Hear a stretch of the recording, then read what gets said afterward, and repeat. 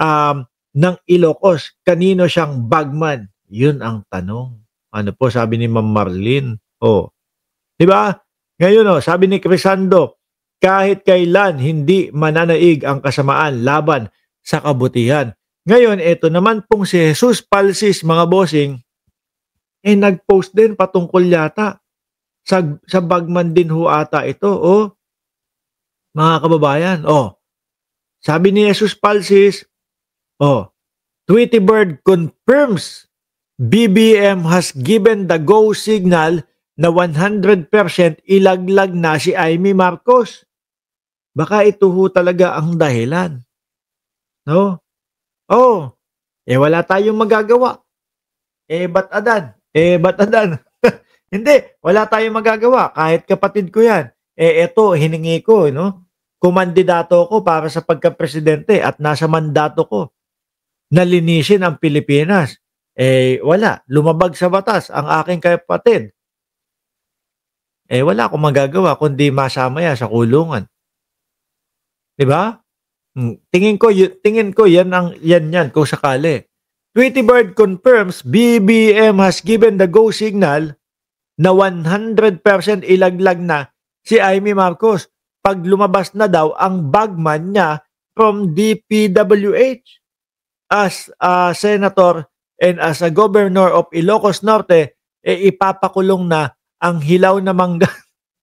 Ang hilaw na mangga. Alam nyo ho, hindi ho malayo yan, mga bossing. Posible na ganyan talaga kung bakit.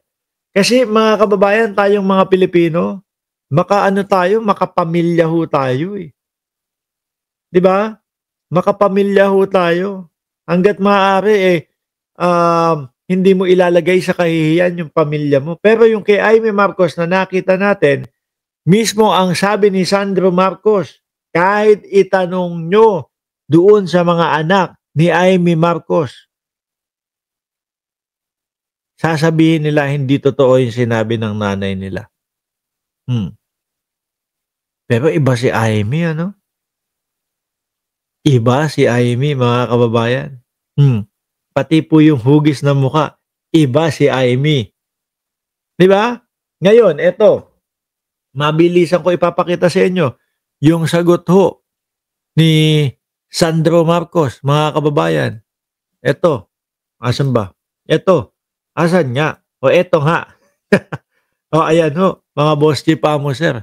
Mabilisang sagot ni Sandro Marcos, hindi ito asal ng isang tunay na kapatid. Correct.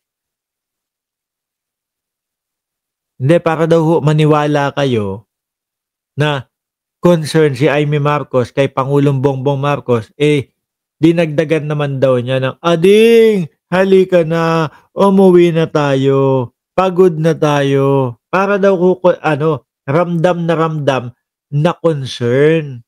'Di ba? Si Amy Marcos kay Pangulong Bongbong Marcos. Sabi nung anak ni Pangulo, hindi ito asal ng isang tunay na kapatid. Ito ho mga kababayan, yung mismong sinabi ni Bongbong.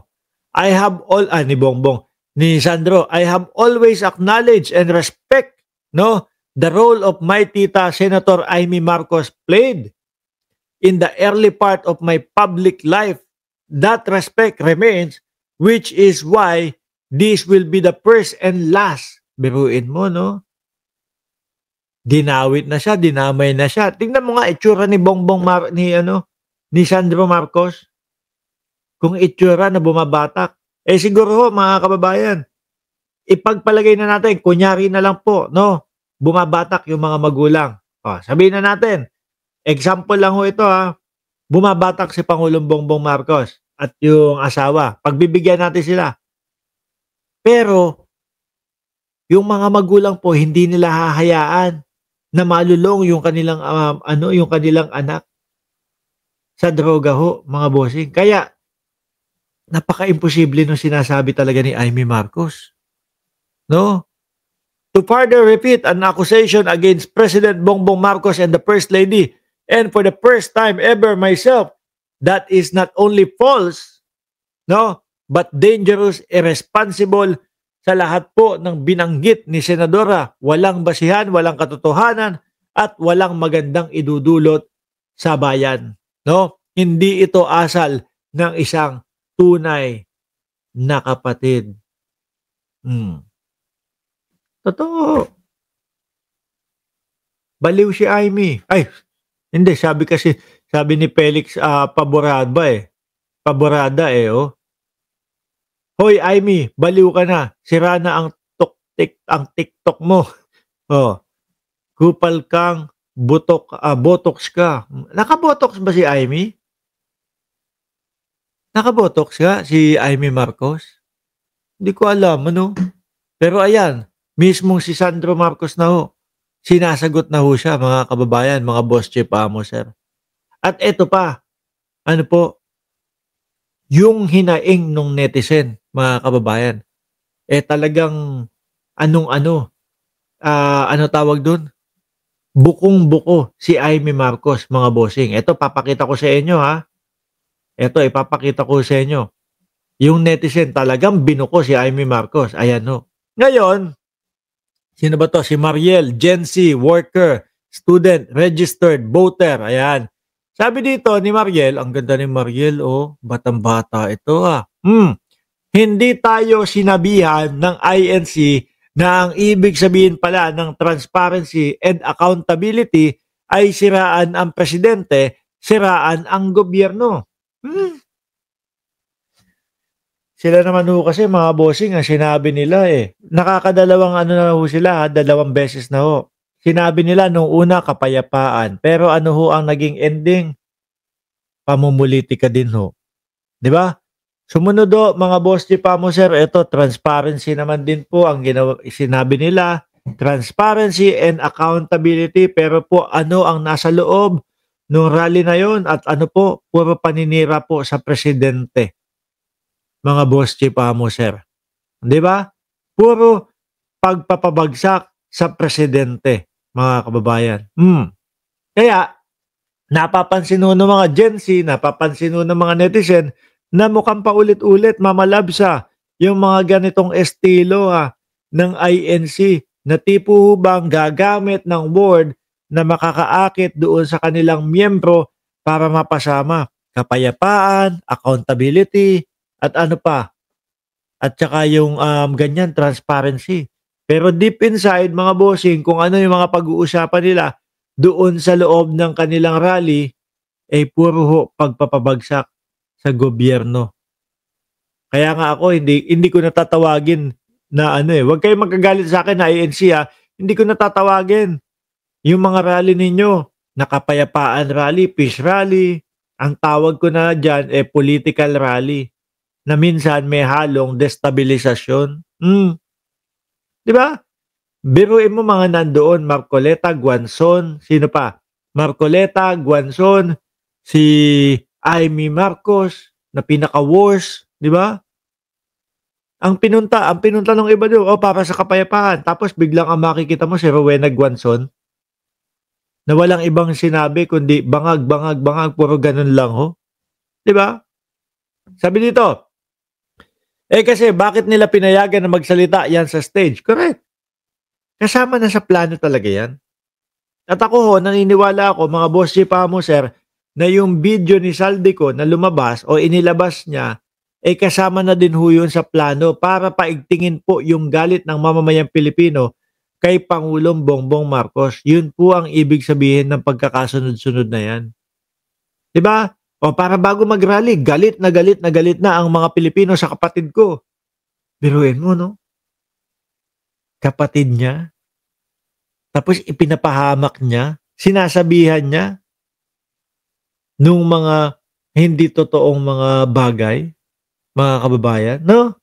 Kakahiya, no?